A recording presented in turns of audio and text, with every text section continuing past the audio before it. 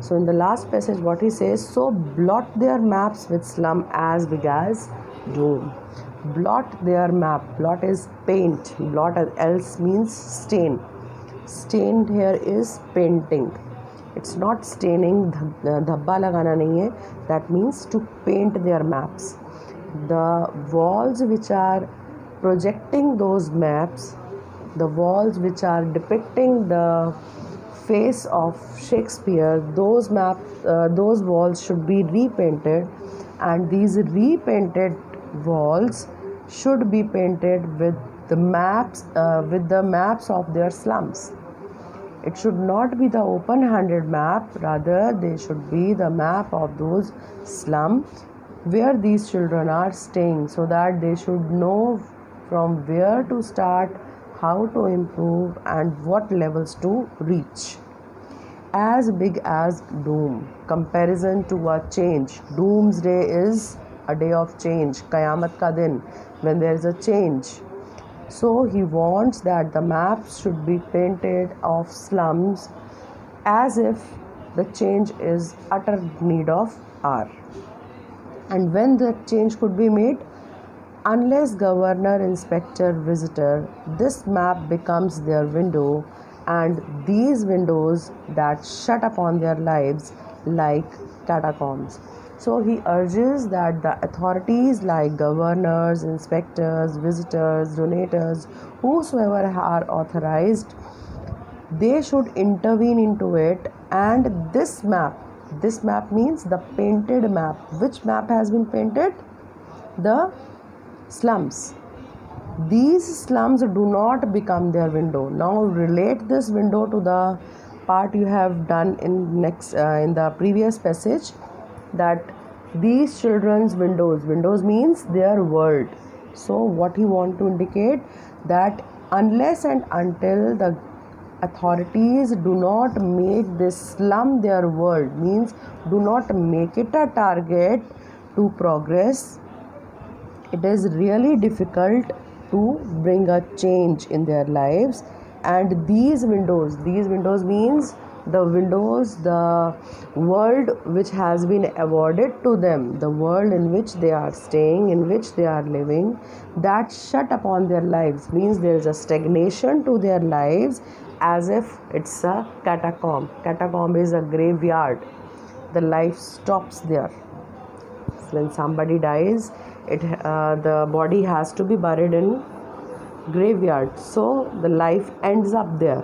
So he says that only the change could be made when these ending up lives, these slum areas, would become the target of authorities to bring about a change. So what does he suggest?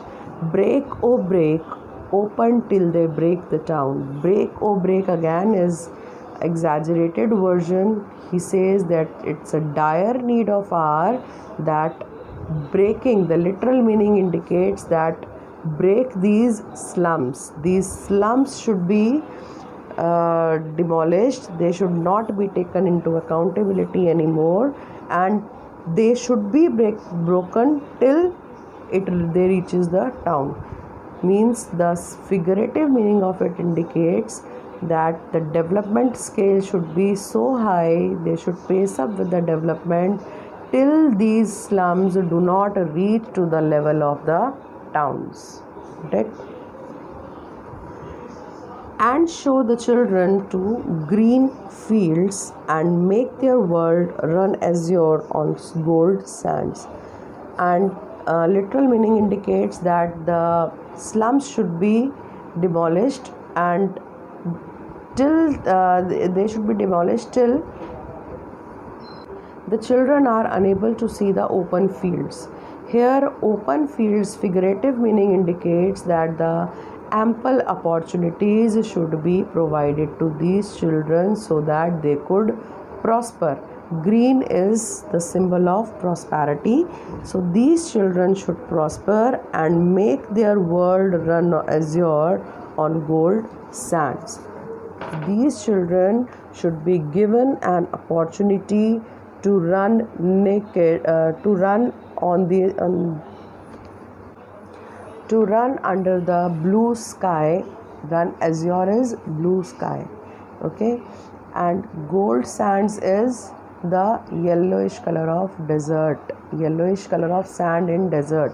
So they should be allowed to run under the blue sky and enjoy every moment on the desert sand, on the yellow sand. That gold sand is again indicating the gleam of their life.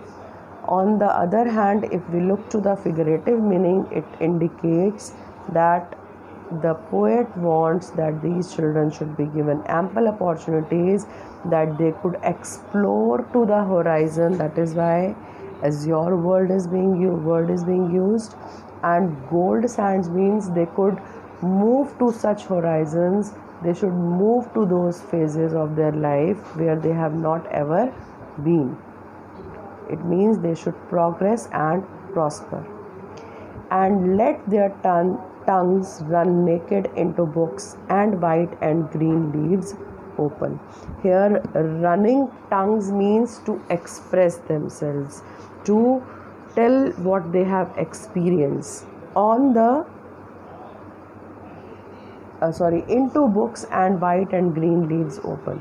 So once they read these books, they will be able to express, means the ample opportunities of education should be provided to them so that they may open with the green leaves. Green leaves means fresh ventures of life, because history theirs whose language is the sun, means those who run in sun, those who burn in sun, only they are the history creators. You must have read the phrase, if you want to shine like sun, you have to burn like sun. So that's what is being given here, that history creators are the one who burn like sun, who gleam like sun. In a nutshell, he says, if these children would be provided with ample of opportunities to explore themselves, express themselves, and have educational new ventures, these children would be history creators, because hard work is the key to success.